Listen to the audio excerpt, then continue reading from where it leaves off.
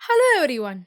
सो photography educators की इस series में जहाँ पे आप अच्छे फोटोग्राफर और सिनेमेटोग्राफर बन जाओगे उसमें आपका स्वागत है। इसके पहले की जो एपिसोड था उसमें आपको सिखाया गया था कि एक्सपोजर ट्रायंगल किसे कहा जाता है और एक्सपोजर किसे कहा जाता है। पर एक्सपोजर के 3 पैरामीटर्स होते हैं, नेमली एपर्चर, शटर स्पीड, आईएसओ। आज हम जो है उसके सबसे पहला पैरामीटर एपर्चर के बारे में समझेंगे। एपर्चर, इसको एपर्चर ही कहा जाता है। एपरेचर, अपर्चर ऐसे नहीं कहा जाता है, एपर्चर ऐसे कहा जाता है। सबसे पहले तो कैसे बोलना है वो सीखना ज़रूरी है। इसी में भी पता चल जाता है कि सामने वाले को कितना पता है। देखिए, अगर आपका एक कैमरा है, चाहे फ़ोन कैमरा, चाहे डीएसएलआर कैमरा, कोई भी कैमरा, अगर वो एक जगह पर है, पॉइंट ए पे है और पॉइंट बी पे सब्जेक्ट खड़ा है।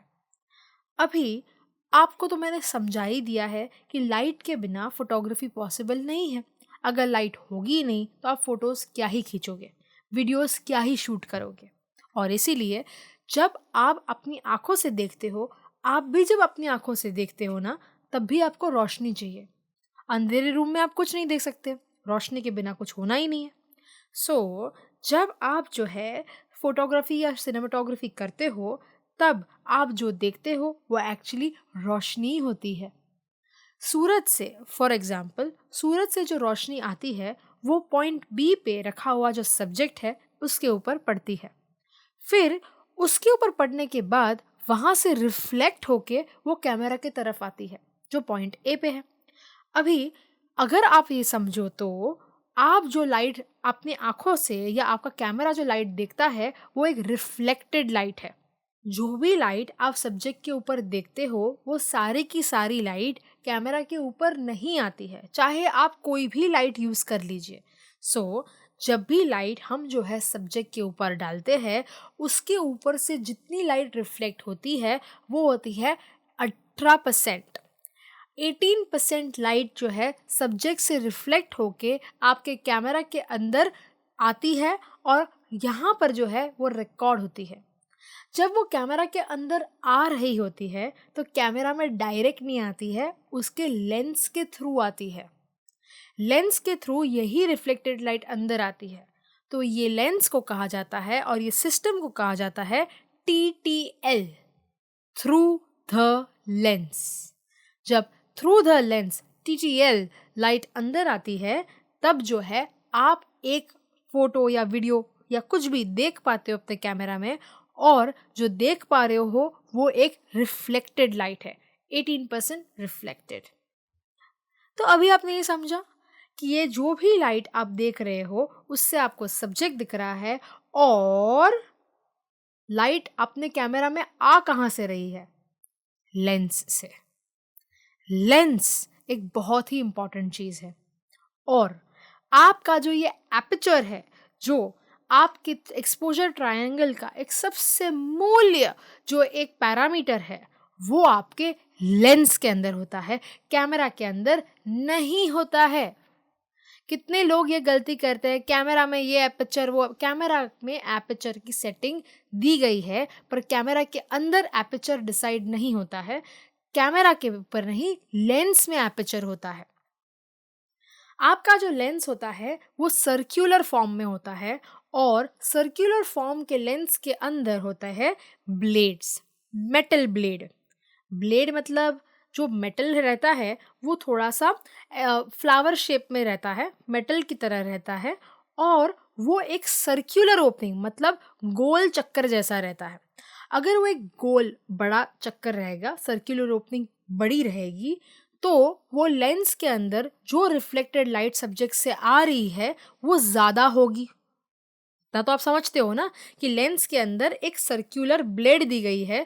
अगर वो जो चक्कर है वो बड़ा होगा, लाइट ज़्यादा अंदर आएगी, और अगर वो चक्कर छोटा होगा तो लाइट कम अंदर आएगी।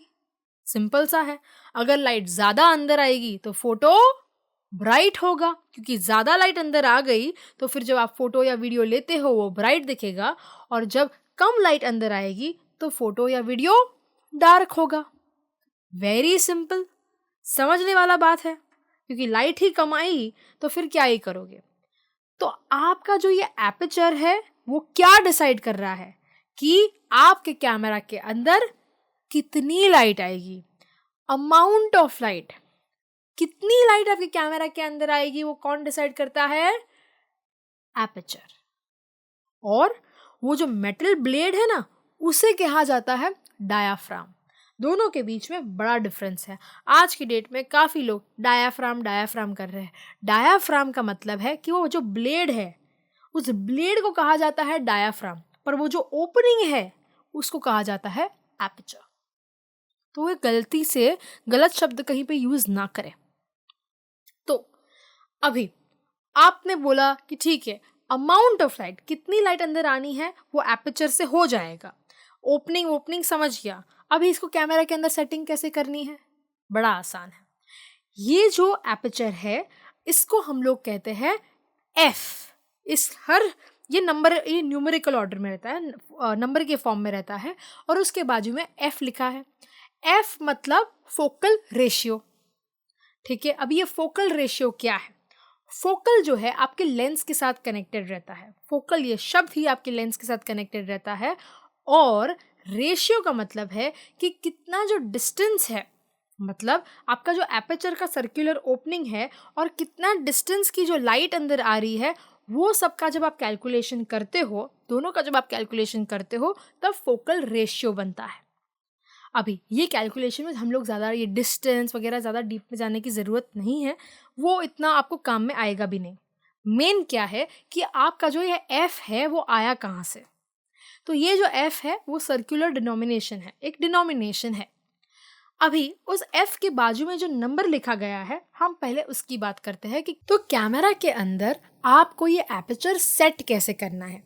तो जब आप आपके कैमरा के मेन्यू के अंदर जाते हैं, वहाँ पे आपको इन्फो बटन होगा। मैं अभी R6 Mark II कैनन का यूज़ कर रही हूँ। वहाँ पे देखो, आप जैसे इन्फो दबाओगे आपकी यहाँ पे एक जो है आ जाएगा मेन्यू, जहाँ पे आपको जो है सारी चीज़ें लिखी गई है, पर हम वन बाय वन इसको सीखेंगे। सबसे पहले आता है एफ़। ठीक है, ये एफ़ और ये वहाँ पे एक बॉक्स रहेगा। आपको जो है आपके कैमरा के ऊपर जो है उसको सिलेक्ट करना है क्यू बटन से, उसको सिलेक्ट करिए और फिर वहाँ पे ऊपर एक जॉयस्टिक दी गई रहेगी और उस जॉयस्टिक की मदद से आपको जो है इसको ऊपर नीचे करना है। मतलब आप एपर्चर ऐसे चेंज कर सकते हो। अच्छा, ये नंबर्स है क्या? ठीक है, सबसे पहले आपको मैंने समझाया सर्कुलर ओपनिंग क्या होती है। अगर ये मैक्सिमम सर्कुलर ओपनिंग खुली हुई है, ओके, इसको कहा जाता है 1.2, एफ 1.2। ठीक है, अब ये 1.2 क्यों कहा जाता है, 5.6, ये सारे शब्द क्यों कहा जाता है उसको हम लोग बाद में समझेंगे। सो एफ 1.2 मतलब ये सबसे खुला, सबसे गोल, सबसे ओपन जो है लाइट है, मतलब इसमें सबसे ज़्यादा लाइट अंदर आएगी।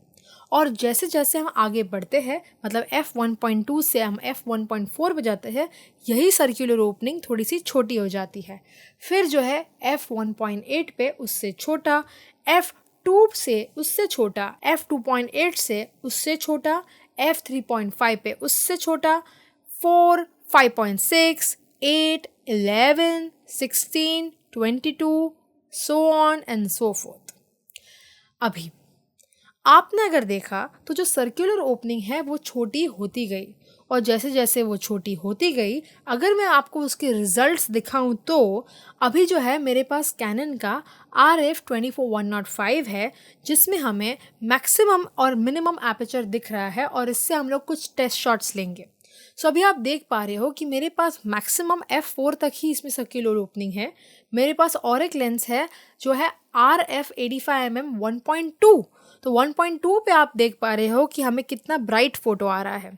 यही कैमरा सेटिंग, यही सिचुएशन में जैसे जैसे हम जो है एपर्चर बढ़ाते हैं, वैसे वैसे वही फ़ोटो डार्क होता जा रहा है। फ़ोटो और वीडियो दोनों में सेम रूल एप्लीकेबल है, जैसे मैंने आपको पहले ही बताया। ये तो बड़ा बेसिक सा पैरामीटर है जो हम लोग आज डिस्कस कर रहे हैं। अभी जो है जैसे जैसे आपने बढ़ाया आपका फ़ोटो डार्क हुआ, इतना आप समझें। इसको 5.6, 1.2, 2.8 ऐसा क्यों कहा जाता है? क्योंकि इसकी जो सर्कुलर ओपनिंग है और आपके लेंस का जो फोकल लेंथ है, मतलब कितना डिस्टेंस का लेंस है, जो 24-105 है, 85 mm है, ये सारा जो डिस्टेंसेस है उसके बाद में हम लोग डिस्कस करेंगे। पर ये सारे डिस्टेंसेस के साथ उन्होंने जो है कोरिलेट करके ऐसे सारे डिनोमिनेशंस आए हैं। ये भी आपके बहुत काम का नहीं है, बट इट्स जस्ट आपके नॉलेज के लिए, ठीक है। सो अभी जब हम लोग एपर्चर की बात कर रहे थे तो क्या हम लोग डिस्कस कर रहे थे कि कितनी लाइट आपके कैमरा के अंदर एंटर होगी। अच्छा, ये जो हम लोग ने अभी डिस्कस किया, इसका किसके साथ कनेक्शन था? लाइट के साथ, एक्सपोजर के साथ, राइट। तो लाइट एक सबसे बड़ा पैरामीटर है एपर्चर को डिसाइड करने के लिए। तो आप ऐसा ही कहोगे कि अगर बहुत ब्राइट सिचुएशन है तो फिर मैं क्या करूँगा, F22 या F16 ले लूँगा।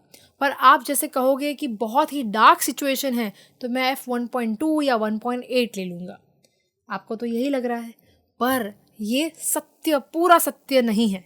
ये ऑफकोर्स सबसे पहला चीज़ ज़रूर है, पर इसके और भी सारी चीज़ें हैं एपर्चर में जो आपको समझनी बहुत ज़रूरी है। वो हम लोग जो है कुछ ही एपिसोड्स में और डिटेल में जानेंगे। सो अभी के लिए इतना ही, और मिलते हैं नेक्स्ट थर्सडे को और एक पैरामीटर के साथ। अगर आपको जो है हमारा वीडियो, हमारी ये सीरीज़ पसंद आती है, प्लीज़ हमारे चैनल को सब्सक्राइब कर दीजिएगा। और जो लोगों को फ़ोटोग्राफी और वीडियोग्राफी सीखने में इंटरेस्ट है उन्हें ये शेयर करिएगा। एंड ऑफ कोर्स अगर आपको जो है ये वीडियो पसंद आया है, ये जो समझाया है वो समझ में आया है, सो मेक श्योर कि आप लाइक करें इस वीडियो को। एंड हम जो है आपके लिए ऐसे सारे बहुत सारे जो है वीडियोस इस सीरीज़ में लेके आने वाला है, सो स्टे ट्यून्ड।